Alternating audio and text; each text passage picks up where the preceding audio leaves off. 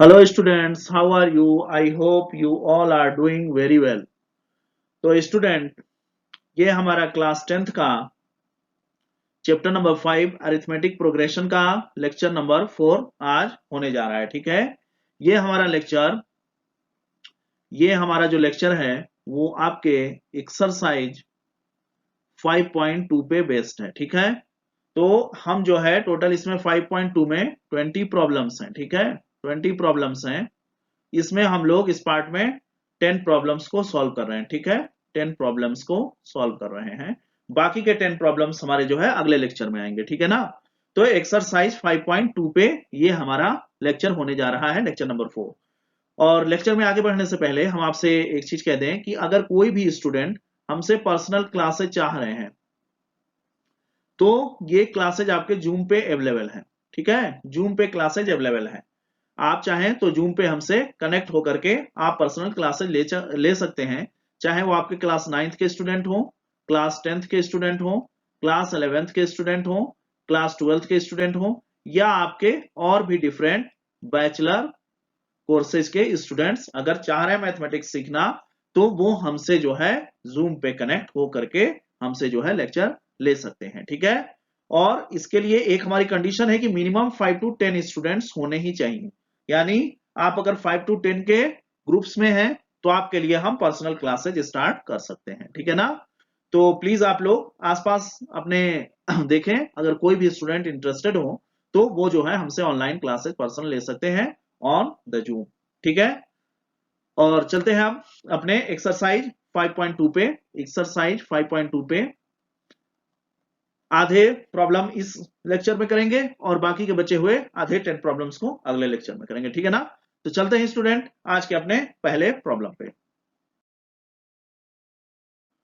तो स्टूडेंट, ये आपका जो है एक्सरसाइज 5.2 का पहला क्वेश्चन है और इसमें देखें आप टोटल 5 पार्ट्स हैं। ठीक है, ये आपका टेबल दिया हुआ है और इस टेबल में चार जो है इसमें यहाँ पे चार जो है चीजें मेंशन है। ए क्या है, फर्स्ट टर्म है। डी क्या है, कॉमन डिफरेंस है। एन क्या है, नंबर ऑफ टर्म है। और ए एन आपका क्या है, nth टर्म का वैल्यू है। ठीक है, तो ये जो आपका फॉर्मूला है nth टर्म फाइंड आउट करने का, उसी पे बेस्ड ये पूरा आपका एक्सरसाइज है। इसी फॉर्मूले का बार बार यूज होने वाला है। तो nth टर्म का फॉर्मूला क्या है, यहाँ पे लिखा हुआ भी है, a n is equal to a plus n minus one into d. ठीक है, ये आपका फॉर्मूला है। इसी फॉर्मूले पे बेस्ड ये पूरा एक्सरसाइज 5.2 है। ठीक है, तो चलिए देखते हैं हर टेबल में, हर उसमें प्रॉब्लम के जो सब पार्ट्स हैं उसमें क्या है कि तीन जो है चीजें दी हुई हैं और चौथी चीज आपको बोल रहा है निकालने के लिए। तो बहुत ही सिंपल है, आप तीन का वैल्यू रखिए और उस फॉर्मूले से चौथी चीज फाइंड आउट कर लीजिए। तो चलिए पहला क्या है आपका part, here A is equal to 7, first term 7 है, D is equal to 3, N is equal to 8। A N की वैल्यू पूछ रहा है, एन की वैल्यू क्या होगा, तो सिंपल इस फॉर्मूले पे हमने सारे वैल्यू को पुट कर दिया है। यहां से ए एन की वैल्यू क्या आ जा रही है, 28। तो आई होप इसमें कोई कंफ्यूजन नहीं होगा। और यहाँ पे भी देखें सिमिलर सेकंड पार्ट में, तो यहाँ पे आपका ए दिया हुआ है, ये आपका ए है, ये आपका जो है एन है, ये आपका ए एन है। तो डी पूछ रहा है कॉमन डिफरेंस कितना होगा। सेम वही फॉर्मूला यहाँ पे यूज किए हैं स्टूडेंट, सारे की वैल्यू पुट कर दिए हैं और जो बचा हुआ है उसको जो है हमने यहां से फाइंड आउट कर लिया है। देखिए यहाँ पे एन की वैल्यू 0, ए की वैल्यू -18 और n -1, यानी n की वैल्यू कितनी है, 10 है, तो 10 -1 और d आपको फाइंड आउट करना है, तो d मल्टीप्लाई में है। अब यहाँ पे देखें -18 इधर गया, +18 हो गया और ये 10 -1 यानी 9d इज इक्वल टू 18 और यहाँ से d इज इक्वल टू क्या मिल गया, 2 मिल गया। ठीक है, तो यही आपको फिल कर देना है। ठीक है, जो आपके डॉटेड जो मार्क्स यहाँ पे दिख रहे हैं ये वैल्यू निकाल करके इसमें टेबल में फिल कर देनी है। ठीक है ना स्टूडेंट।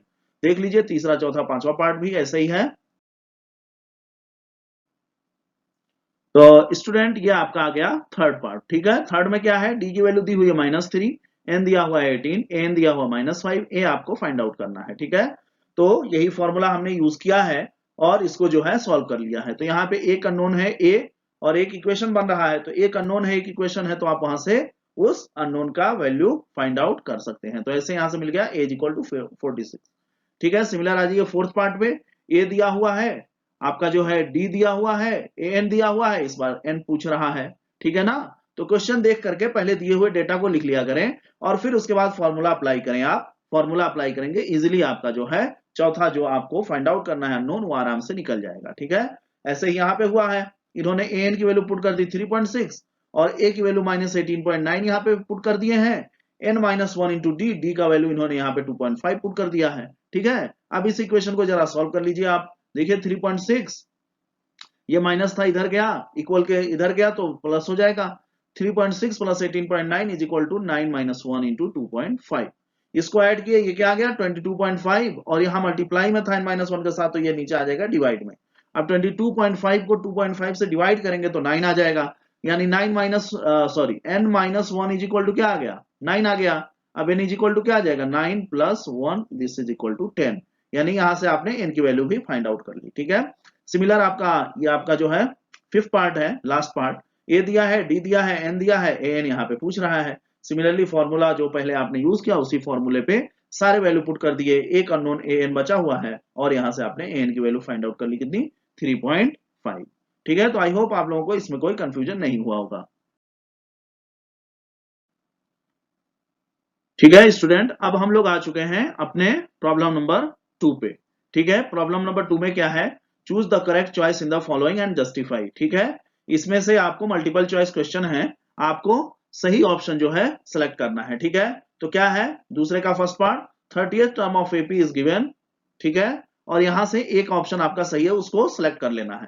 तो यहाँ पे देखिए इसका सोल्यूशन क्या बनेगा, आपका जो भी डेटा दिया हुआ है उसको पहले क्लियरली लिखने की कोशिश करिए। 30th यानी n इज इक्वल टू 30 दिया हुआ है, a इज इक्वल टू 10 दिया हुआ है, और बचा गया d। d क्या होता है सक्सेसिव माइनस प्रीसीडिंग टर्म, यानी 7 - 10 क्या आ जाएगा -3। अब निकालने को क्या बोल रहा है a 30 की वैल्यू क्या होगी। सिंपल, आपने देखा यहाँ पे सोल्यूशन किया हुआ है, a30 की वैल्यू ये फॉर्मूले पे हम सारे वैल्यू को पुट कर देंगे। यहां से हमको क्या मिल गया a30 इज इक्वल टू -77, यानी आपका ऑप्शन नंबर डी सही है।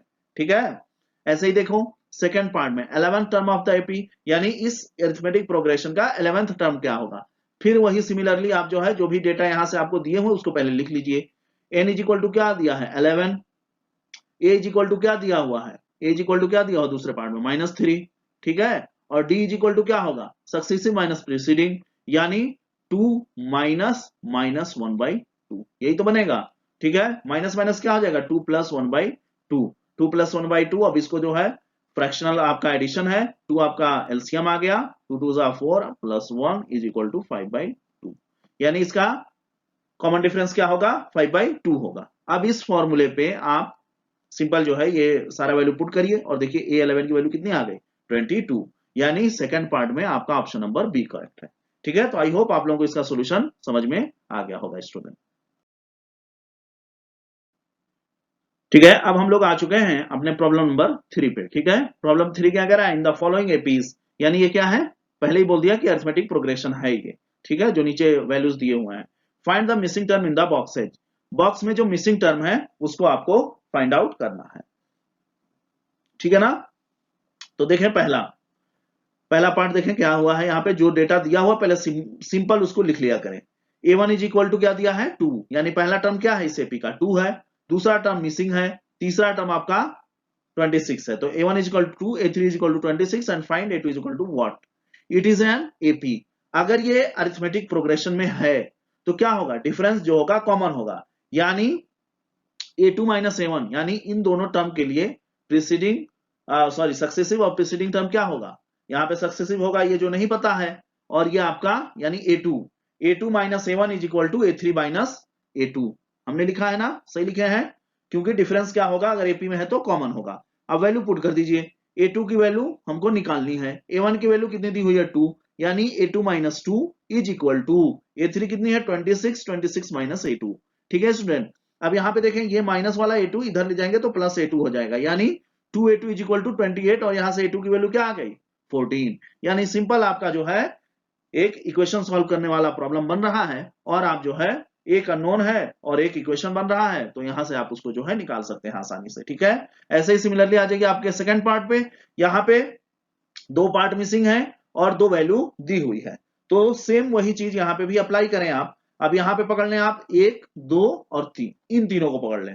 ठीक है, तो यहाँ पे आप क्या लिख सकते हैं यहाँ पे आप लिख सकते हैं ये 3 बनेगा ना a3, यहाँ पे देखें, ठीक है, कॉमन डिफरेंस, जो डिफरेंस होगा वो कॉमन होगा। तो यहाँ पे हमने ये चीज लिख दिया है कि एपी में है तो डिफरेंस क्या होगा, कॉमन होगा। लेकिन हम पकड़ किसको रहे हैं, 13 को, और इस जो आपके A3 को और आपके A4 को, यानी A2 A3 A4 को हम पकड़ रहे हैं, ठीक है। तो यहाँ पे देखिए ये आपका A3 minus 13 is equal to 3 minus A3, सही है ना। यहाँ पे A3 कॉमा इधर लिए और ये आपका हो गया 2A3 और यहाँ पे हो गया 16, यानी A3 की वैल्यू क्या आ गई, 8 आ गई, ठीक है। अब आप चाहो तो D का वैल्यू फाइंड आउट कर लो, तो D हमने फाइंड आउट कर लिया। D का वैल्यू कितना आ रहा है यहाँ पे, -5। अब ये देखो आपका फर्स्ट टर्म क्या है, A1, तो A1 इज इक्वल टू क्या बनेगा स्टूडेंट, A2 माइनस डी। ये कहां से आ गया, यानी A2 minus A1 is equal to, आप ऊपर देखो क्या लिखा है, D लिखा है। अब हम इसको क्या करेंगे, A1 को एक साइड रखते हैं और A2 और D को एक तरफ करते हैं, तो -A1 है ना, इसको इधर ले जा रहे हैं। तो A1 इज इक्वल टू क्या बन जाएगा, A2 माइनस डी, यही लिखा हुआ डायरेक्टली, ठीक है। तो कंफ्यूज नहीं होना आप, A1 का वैल्यू अब यहां से निकाल लेंगे। A2 जो है हमारे टेबल में दिया हुआ है और D हमको पता है, तो A2 क्या है 13 और D क्या है -5। तो यहाँ पे क्या हो जाएगा, माइनस तो है ही है यहाँ का, और ये D हो जाएगा माइनस, यानी 13 + 5 यानी 18। देखें 18 आ रहा है ना, यानी ऐसे हम जो है इक्वेशन बना करके इसको सॉल्व कर लेंगे, ठीक है। और सिमिलरली जो आपके ये जो है third part, fourth part, fifth part, ये सब आप जो है खुद से सॉल्व करने की कोशिश करिएगा, क्योंकि काफी बड़ा एक्सरसाइज है, तो इसमें आप लोग सॉल्व करिएगा। और अगर कोई कंफ्यूजन रहता है तो आप हमसे पूछिएगा कमेंट करके, हम जो है आपके कंफ्यूजन को क्लियर करेंगे। बाकी सॉल्यूशन यहाँ पे दिया हुआ है, ठीक है ना, सॉल्यूशन आप देख लें, ठीक है स्टूडेंट। अब हम लोग देख लीजिए, ये थर्ड पार्ट है उसी क्वेश्चन का, जो दिया हुआ डेटा उसको लिख लिया हमने, A1 दिया है और A4 दिया है। पता क्या करना है, A2 और A3 आपको फाइंड आउट करना है। ये AP में है, तो AP में है तो इस फॉर्मूले को क्या करेगा, ये सेटिस्फाई करेगा, करेगा ना। तो अब यहाँ पे देखें, A4 वाला हमने फॉर्मूला यहाँ पे यूज किया है, n की वैल्यू क्या रख दी है, n की वैल्यू 4 रख दी है इस फॉर्मूले में। तो यहां से देखिए D हमको पता चल गया। अब जब D पता चल गया तो सारे बीमारी का आपको इलाज पता चल गया, D पता चल गया ना। अब हम लोग क्या लिखते हैं, एक जनरल फॉर्मूला आपको मैंने बताया था, नोट में भी लिखाया था, कि अगर कोई भी एपी का सीरीज बन रहा है तो फर्स्ट टर्म होगा A, सेकेंड टर्म होगा आपका A+D, थर्ड टर्म होगा आपका A+2D, फोर्थ टर्म होगा आपका A+3D, ऐसे ही ये आपका सीरीज चलता रहेगा। तो अब इसी फॉर्मूले पे क्या करिए, पहला तो पता है, दूसरा क्या है, A2 पता करना, A+D, यानी 5+D, 5+D, D कितना है 5 + 3/2। यहां से आप एलसीएम लेकर के जब निकालेंगे इसका एडिशन, तो ये आपको मिल जाएगा 13/2, ठीक है। और 13/2 को क्या लिख सकते हैं, 6/1/2, यही आ रहा है कि नहीं आ रहा है। सिमिलरली आप जो है A3 ऐसे निकाल लेंगे, ठीक है ना। तो ऐसे ही सारे प्रॉब्लम है, इसी तरीके से आप बाकी जो है दोनों पार्ट्स को, फोर्थ और फिफ्थ को सॉल्व कर लीजिएगा, ठीक है ना। ठीक है, ऐसे ही आपका ये फिफ्थ पार्ट है उसी प्रॉब्लम का, दिया हुआ डेटा लिख लीजिए। और फिर यहाँ पे 6 के लिए इन्होंने अप्लाई किया है, सॉरी 6 के लिए नहीं, इन्होंने 2 के लिए अप्लाई किया है। एक बार इन्होंने 2 के लिए अप्लाई किया है और एक बार इन्होंने 6 के लिए अप्लाई किया है, तो दो इक्वेशन बन जाएंगे, दो अननोन ए और डी हैं, तो यहां से डी मिल गया। और दूसरी बार क्या करेंगे, उस इक्वेशन में जो है डी की वैल्यू पुट करके ए निकाल लेंगे। तो आपको जब डी और ए मिल गया तो सारे बीमारी का इलाज पता चल गया। यानी आप जो है कैसे लिख देंगे, A3 इज इक्वल टू क्या होगा, A2 + D, A4 is equal to, मतलब दो तरीके हैं, A3 क्या होगा, A2 + D होगा, या हम ऐसा कहें कि जो सीरीज बनेगी एपी की वो कैसी होगी, A+D, A+2D। आप चाहें जो भी कॉन्सेप्ट यूज करेंगे, दोनों कॉन्सेप्ट यहाँ पे यूज हो जाएगा, ठीक है। तो आपकी मर्जी है, आप जिसको चाहें यूज करें, ठीक है। तो यहाँ पे first term, third term, fourth term, fifth term, आप सारे टर्म्स जो है निकाल सकते हैं, क्योंकि आपको ए और डी की वैल्यू पता चल गई है, ठीक है। तो आई होप आप लोगों को ये सोल्यूशन समझ में आया होगा स्टूडेंट, ठीक है स्टूडेंट। अब ये हमारे एक्सरसाइज का फोर्थ प्रॉब्लम, ठीक है। क्या कह रहा है, विच टर्म ऑफ एपी, यानी एपी का ये सीरीज दिया हुआ है और पूछ रहा है कौन सा टर्म क्या होगा, 78 होगा, ठीक है ना स्टूडेंट। तो यहाँ पे जो डेटा दिया हुआ है उसको पहले लिख लीजिए आप, तो इससे आसानी होती है फॉर्मूले में वैल्यू पुट करने में, ठीक है ना। तो A1 क्या है 3 है, AN क्या है 78 है, D क्या है 8-3 यानी 5 है, N की वैल्यू फाइंड आउट करनी है। सिमिलर आपका ये जो फॉर्मूला है जो शुरू से चला आ रहा है, n = a + n - 1 * d, nth term of AP का फॉर्मूला यूज करिए और यहां से n की वैल्यू निकाल लीजिए। n की वैल्यू क्या आ रही है 16, यानी क्या होगा 60th टर्म इज 78,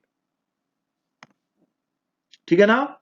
यानी इस एपी का कौन सा टर्म 78 होगा, 60th टर्म जो होगा वो 78 होगा। आ जाइए फिफ्थ पार्ट पे। फिफ्थ क्वेश्चन क्या कह रहा है, find the number of terms in each of the following APs, यानी इनकी वैल्यू फाइंड आउट करनी है।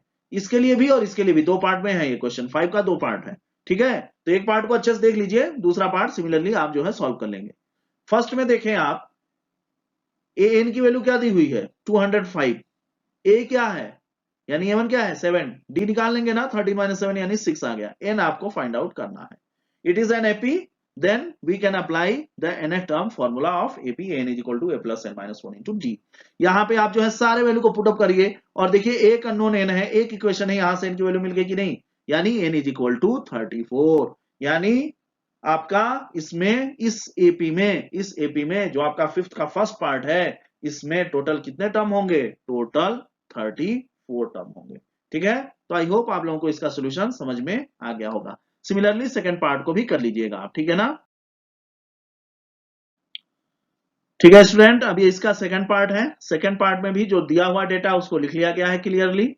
A1 18, AN -47, D कितना आ जा रहा है टोटल, लास्ट में इसको सॉल्व करने के बाद -5/2 n आपको निकालना है। यही फॉर्मूला है, बिल्कुल जो है पेशेंस रखते हुए आप इस इक्वेशन में सारे वैल्यू पुट करिए और n की वैल्यू फाइंड आउट कर लीजिए। n की वैल्यू क्या आ रही है 27, यानी इस एपी में टोटल कितने टर्म्स होंगे 27 टर्म होंगे। ठीक है ना। आ जाइए सिक्स क्वेश्चन पे, आपका एक्सरसाइज का ये सिक्स क्वेश्चन है। Check whether -150 is a term of AP, यानी कह रहा है कि आप ये चीज चेक करिए कि -150 ये जो आपका अरिथमेटिक प्रोग्रेशन का ये जो सीरीज बन रहा है इसमें ये है कि नहीं है। ठीक है, तो पहले हम मान लेते हैं स्टूडेंट कि ये है, तो कौन सा टर्म होगा, nth टर्म होगा, यानी n इज इक्वल टू हम इसको मान लेते हैं यानी होगा तो an की वैल्यू क्या आएगी -150। अब कौन सा टर्म होगा यही हमको फाइंड आउट करना है, और होगा भी कि नहीं होगा। अगर n का वैल्यू हमारा क्या आ गया, होल नंबर आ गया, n का वैल्यू हमारा एक पॉजिटिव इंटीजर आ गया, n का वैल्यू क्या आ गया पॉजिटिव इंटीजर, तभी तो ये नंबर पॉसिबल है कि इस सीरीज में लाई करेगा। अगर डेसिमल आ गया n का वैल्यू तो फिर जो है ये इस सीरीज में लाई ही नहीं करेगा, यानी जो है -150 इस एपी में नहीं होगा। ठीक है, तो आप जो है n की वैल्यू फाइंड आउट करें, n के वैल्यू पे ही सब कुछ डिपेंड कर रहा है। तो यहां पे देखें student, let nth term will be -150। ठीक है, हमने मान लिया कि चलो एपी में है, एपी में है तो n का वैल्यू कैसा होगा, n का वैल्यू हमेशा पॉजिटिव इंटीजर आएगा। ठीक है, तो देखें यहां पे a1 is equal to 11, an is equal to -150, d is equal to 8 - 11 यानी -3, n का वैल्यू फाइंड आउट करना है। यानी इस इक्वेशन में टोटल 4 आपके अननोन है, जिसमें से 3 दिए हुए हैं और एक आपको फाइंड आउट करना है। यहां से देखें n की वैल्यू आपने निकाल ली, क्या रहा है n की वैल्यू 164/3, यानी ये जो है कंप्लीटली डिविजिबल नहीं है, यानी n का वैल्यू कैसा आ रहा है डेसिमल में आ रहा है। तो डेसिमल में अगर आ रहा है तो हम क्या कंक्लूजन में पहुंच रहे हैं, but n should be a positive integer. इस सीरीज में होने के लिए n का वैल्यू क्या होना चाहिए, n should be positive integer, यानी n को पॉजिटिव नंबर होना चाहिए था, जो कि नहीं है। सो -150 is not a term of the given list of numbers. क्या होगा -150, ये दिए हुए जो नंबर्स हैं वो एपी में लाई नहीं कर रहा है, वो एपी का पार्ट नहीं होगा। ठीक है, सो -150 is not a term of the given list of numbers। ठीक है, या आप बोल सकते हैं कि -150 is not the term of the given AP। ठीक है ना, तो आई होप आप लोगों को सोल्यूशन समझ में आया होगा। ठीक है स्टूडेंट, अब हम लोग आ गए हैं सेवेंथ क्वेश्चन पे। ठीक है, क्या कर रहा है, find the 31st term of AP. आपको 31st टर्म फाइंड आउट करना है। हुज 11th टर्म इज 38, जिसका 11th टर्म क्या है 38 है, और 60th टर्म क्या है 73 है। तो जो दिया हुआ डेटा है उसको पहले लिखिए और बाकी जो निकालना है उसको जो है हम लोग देखते हैं। A11 कितना दिया है 38, और A16 कितना दिया है 73, और पूछ कितना रहा है A31। तो ये बताओ स्टूडेंट कि आपको अगर A और D की वैल्यू पता चल जाए तो आप A31 भी निकाल सकते हो। तो यहाँ पे आप क्या यूज करेंगे, यही जो बेसिक फॉर्मूला है nth टर्म का, A11 के लिए एक बार यूज करिए और एक बार A16 के लिए करिए। तो A11 के लिए जब कर रहे हैं तो हमको इक्वेशन नंबर 1 मिल जा रहा है, और A16 के लिए जब कर रहे हैं तो हमको इक्वेशन नंबर 2 मिल जा रहा है। अब देखिए दो इक्वेशन है और दो अननोन, ए और डी, दो अननोन बन रहे हैं और दो इक्वेशन है। तो बताइए इन दोनों इक्वेशन को सॉल्व करके हम ए और डी का वैल्यू फाइंड आउट कर लेंगे कि नहीं कर लेंगे? ठीक है, तो सॉल्व करने के बाद इस इक्वेशन को डी की वैल्यू मिल जा रही है 7, और ये 7 इधर आप चाहो 1 में पुट कर दो या आप चाहो तो 2 में पुट कर दो। यहां से ए की वैल्यू आपको मिल जा रही है हाउ मच, -32।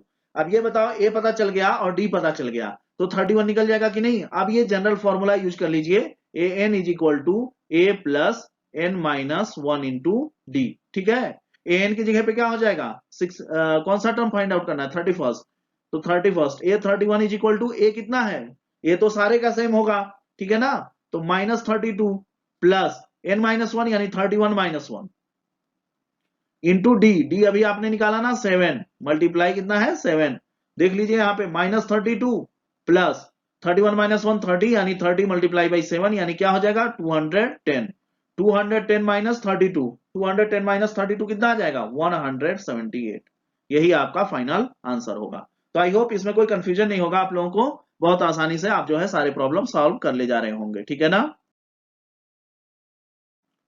ठीक है स्टूडेंट, अब ये हमारा प्रॉब्लम नंबर 8, ठीक है, इसमें देखें क्या दिया हुआ है, an AP consist of 50 terms, किसी एपी में टोटल कितने टर्म्स हैं, 50 टर्म्स हैं, of which third term is 12, जिसका थर्ड टर्म कितना है 12 है, and the last term is 106, find the 29th term. Similar आपका जो है लास्ट क्वेश्चन की तरह है, थोड़ा सा इसको घुमा के बोला है, बाकी ये है किसके तरह, लास्ट क्वेश्चन की तरह, ठीक है। तो जो दिया हुआ डेटा है उसको बहुत ही आराम से लिखें, बहुत इत्मीनान से।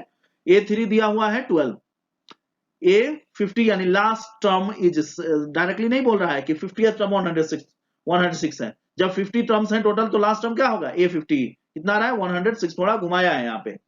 A29 आपको फाइंड आउट करना है। सिमिलर यहाँ पे प्रीवियस क्वेश्चन की तरह दो इक्वेशन बनेंगे, दो अननोन ए और डी हैं, यहां से आप जो है स्टूडेंट A29 की वैल्यू फाइंड आउट कर लेंगे, ठीक है। आई होप इसको ज्यादा एक्सप्लेन करने की जरूरत नहीं है, लास्ट क्वेश्चन की तरह आप दोनों इक्वेशन को सॉल्व करेंगे, ए डी पता चल गया, फिर जो है एक बार जनरल फॉर्मूला यहाँ पे यूज हुआ है A29 फाइंड आउट करते टाइम, और यहाँ पे एडी की वैल्यू पुट करके आपने A29 निकाल लिया है 64, so the 29th term is 64, ठीक है। आई होप आप लोगों को ये सोल्यूशन समझ में आ रहे होंगे,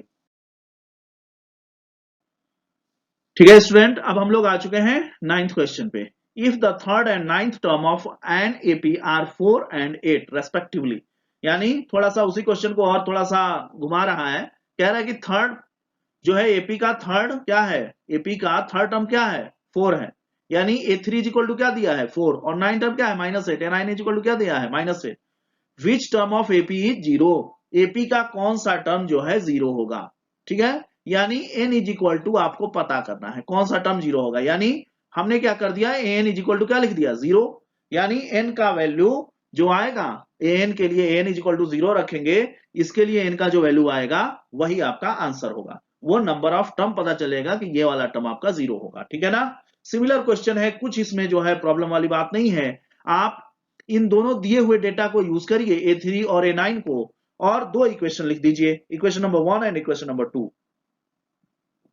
After solving equation 1 and 2, what you will find here, d is equal to -2, and after that put the value of d in equation number 1 either equation number 2, it's depend upon you, okay. If you put the value of d in equation number 1, then you find a is equal to how much, 8, okay.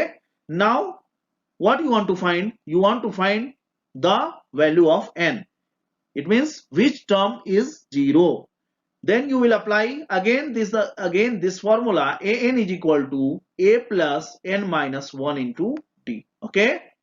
An how much, 0, a how much you find here 8, plus n you will find out here, and d is -2. After solving this equation, n is equal to how much coming, n is equal to 5, it means so the fifth term of this AP is 0. You solve this equation, you can see here -8 is equal to -2n plus 2, okay. -2n transfer this side, then it will come 2n, and -8 transfer this side, this is coming 10, and n is equal to 10 by 2, and this is 5, this is your answer.